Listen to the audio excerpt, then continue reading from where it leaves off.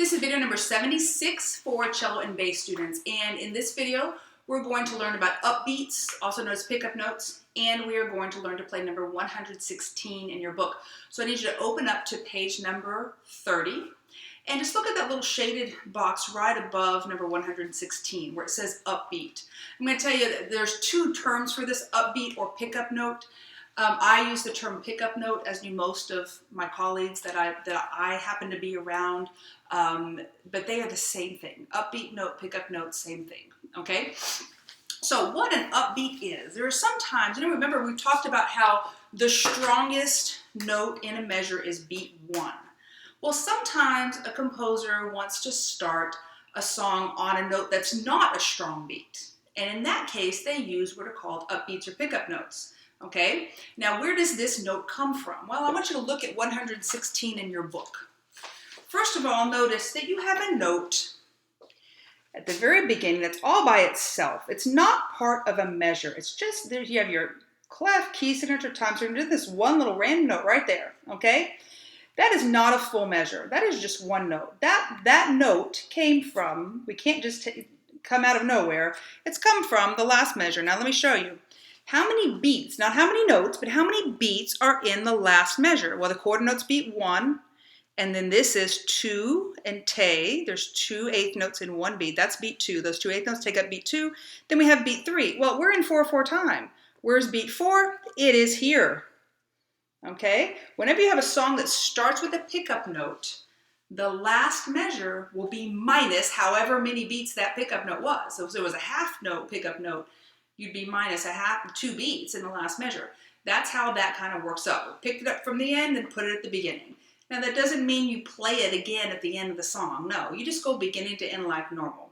What that does mean, however, is you need to know what beat this note happens on.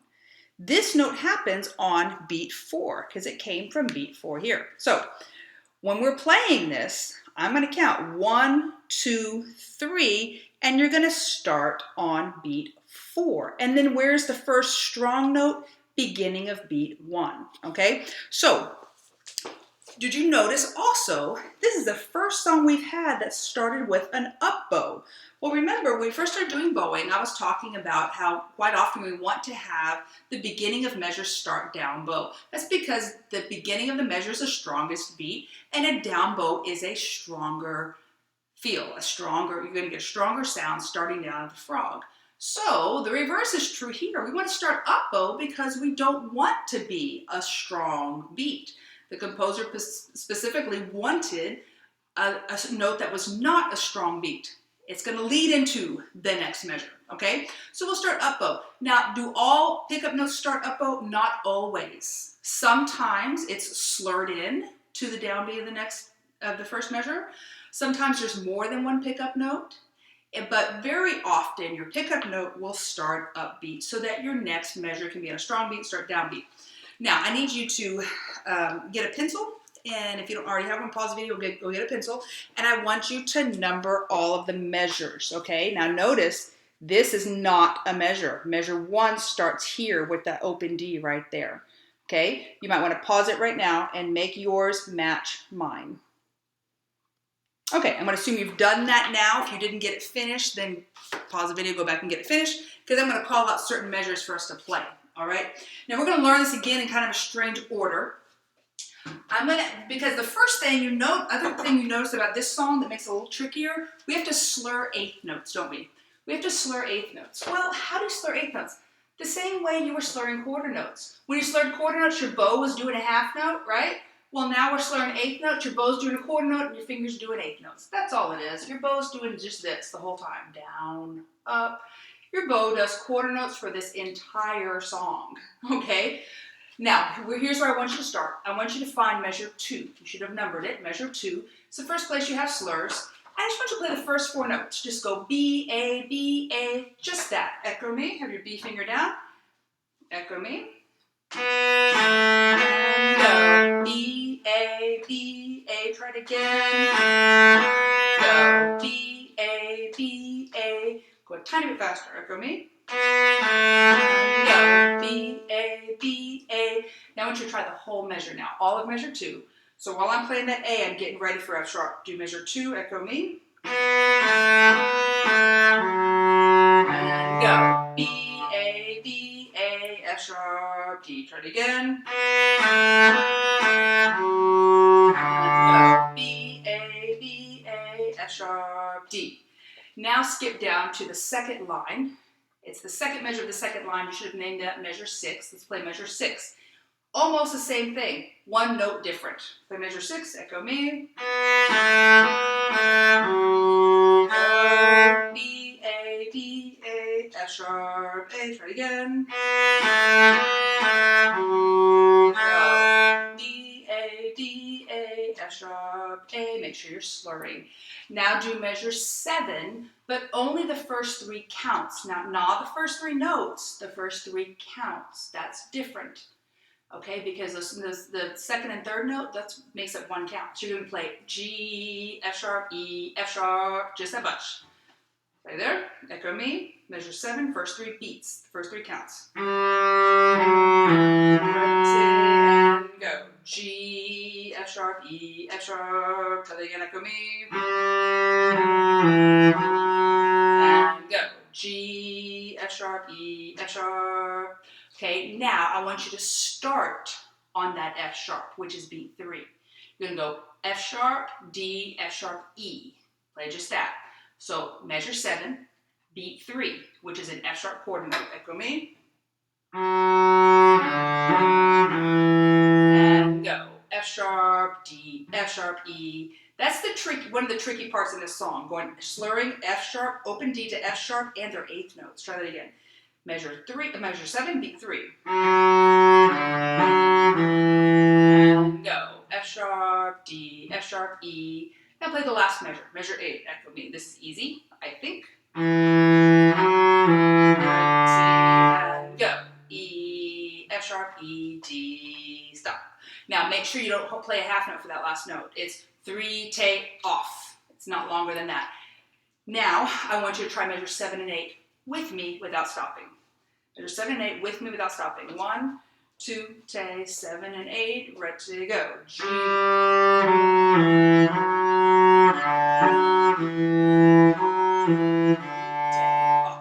Now you might need to pause the video and practice that multiple times, okay? That was a little bit tricky. What I would focus on the most is starting on beat 3 of measure 7.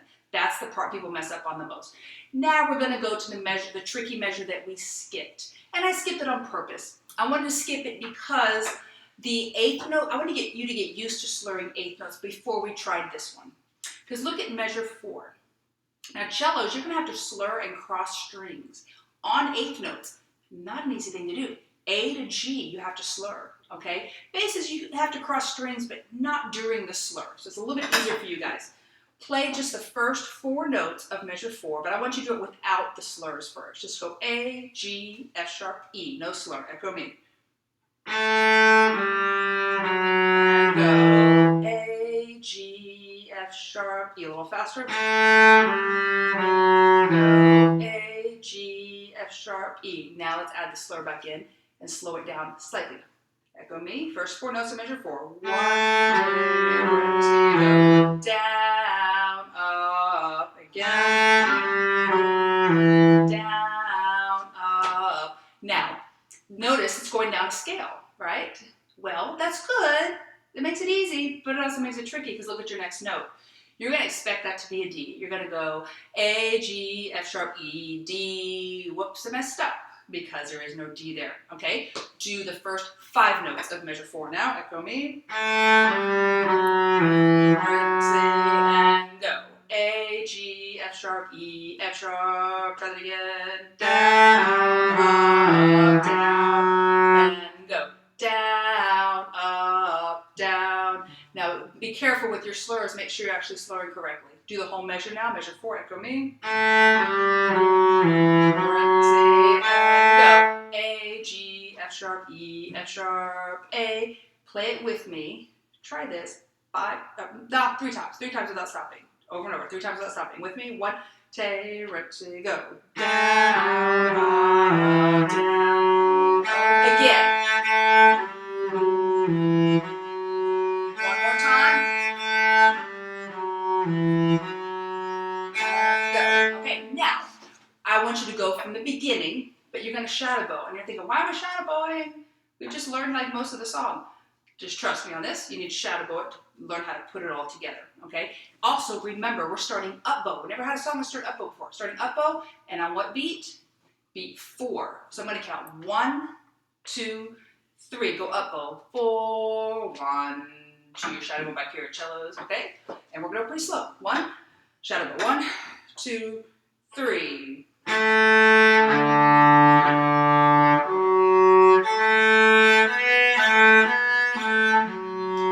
Measure 3 now.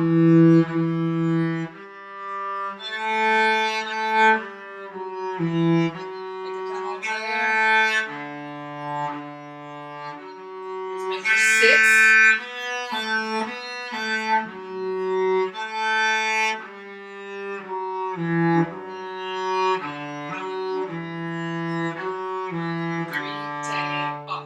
Okay, what I would suggest you do now is pause the video and practice all of those little tricky spots till you get them.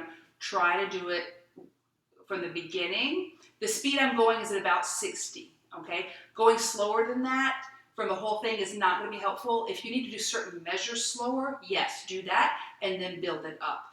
But doing the whole thing at like 50 or 45 is actually, I have found it not to be helpful. Sometimes you can actually go too slow and it kind of makes it more difficult. So take the hard measures and play those slower and build them up to like 60, okay? Okay, now if you're ready, try playing with me. If not, pause the video and get ready. Here we go, beginning. Remember, I count to 3, you play on 4. And 1, 2, 3, 4.